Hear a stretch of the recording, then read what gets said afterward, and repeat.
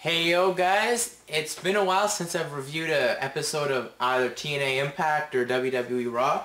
So now I'm going to give you my Raw review, so let's just get into it. So, Raw on Monday took place from the Quad Cities and wherever the fuck that is. Anyway, Raw started out with the Bobby Lashley promo, and it was so boring I nearly passed out.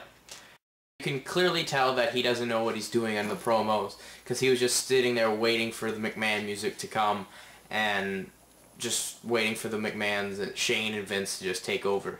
So McMahon had, at least McMahon, both McMahons came out there and were the mouthpieces for that segment, and Shane's promo was damn good, but Vince was just like boring. You can really tell they're just trying the Austin McMahon feud, but just with Lashley. Anyway. So then we move on to the first match of the night, which is Ric Flair versus Carlito.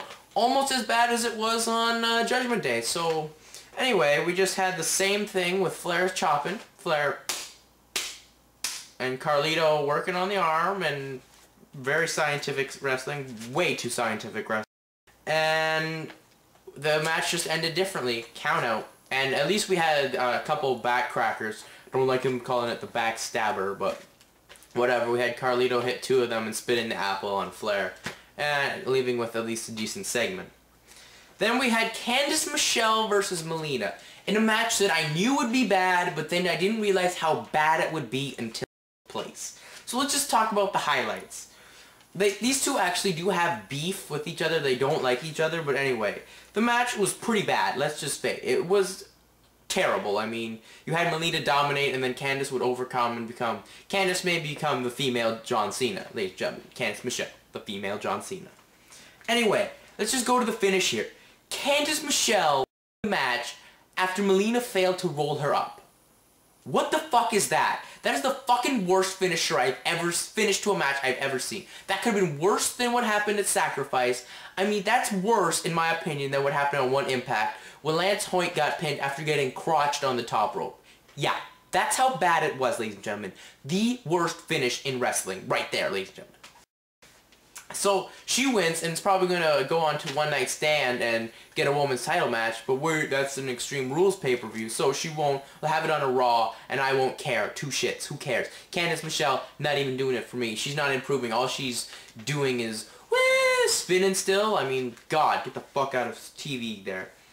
And then we had our first... before we get to our first Bobby Lashley match of 4, way too much fucking Lashley this night, we had Steve Austin highlights of him promoting The Condemned, a movie that only lasted about 2 weeks in theaters, so yeah, that's some good work there, WWE. Steve Austin, his movie career's going along great, ladies and gentlemen. Yeah, no, it's not. I didn't see The Condemned, don't intend to. Thank God I didn't. And then we go to the Chris Masters match, where it was boring as fuck because it's the same two that's going on, and since Lashley was the one that broke the master lock, why didn't he break it again? And he had to get into the ropes to get out of it, so that was fucking stupid, and then he just wins by spearing him. So they're really doing terrible things by making Chris Masters, who is supposed to be the next Intercontinental Champion, look like shit. So, Masters, your feud with Morelli gonna be horrible, and you're maybe IC champ, but still, you have no clue how to work, and you're just garbage. And same with you, Lashley, you just win, like, by spearing people. You're the Black Lesnar with Goldberg in there. How about that? You're Black Lengerberg. How about that? So then we go to the Hardys versus Johnny Nitro and Kenny Dykstra. Now, the Johnny Nitro I'm okay with. But why are you using Melina's music without Melina? Okay, Melina has to be with Nitro. She just has to be there. It's just stupid without her.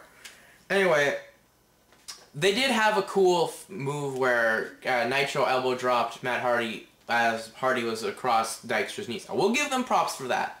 And we also had the world's greatest tag team on commentary, but they did give him mics to talk to.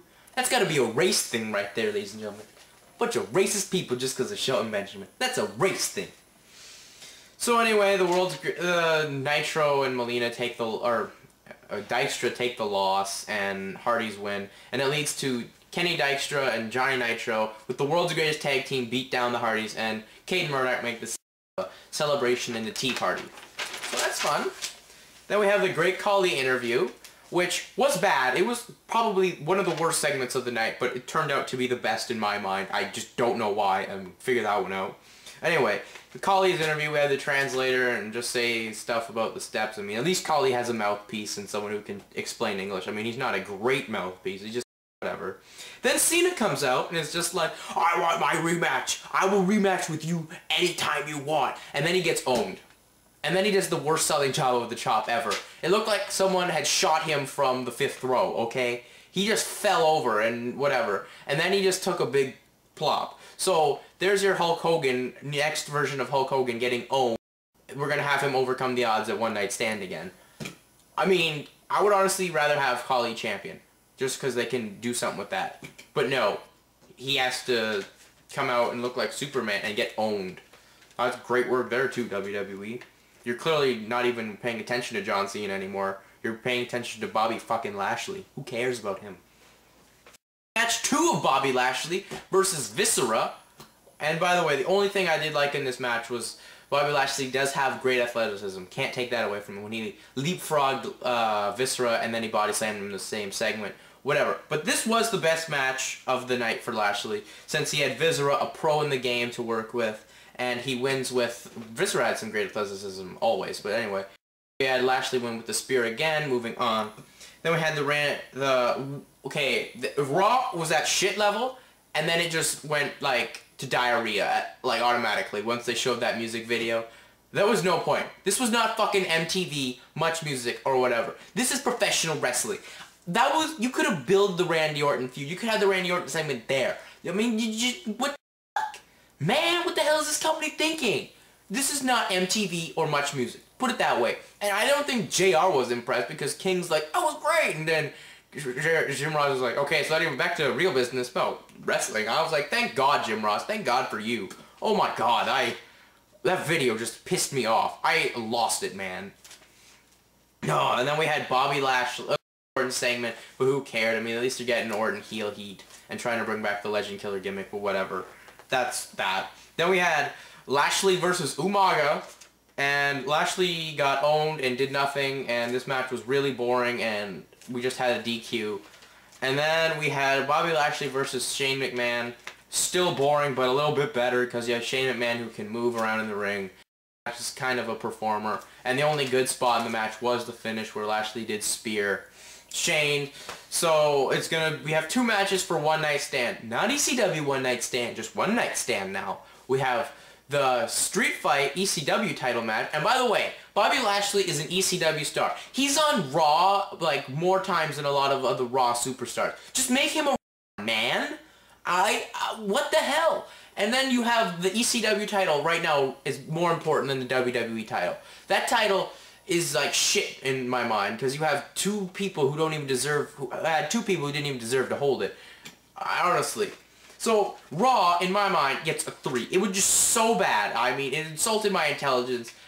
I'm pissed off about this episode of Raw. I mean, Impact last week was damn good. We had great stuff. I mean, I would like to do a review of that, but that's just too far, and I will for sure review this week's Impact, because they're leading into one of the most monumental pay-per-views they have. So anyway, I'm out. I may do a vid later, or probably on the weekend, because I'm swamped with work and homework. So anyway,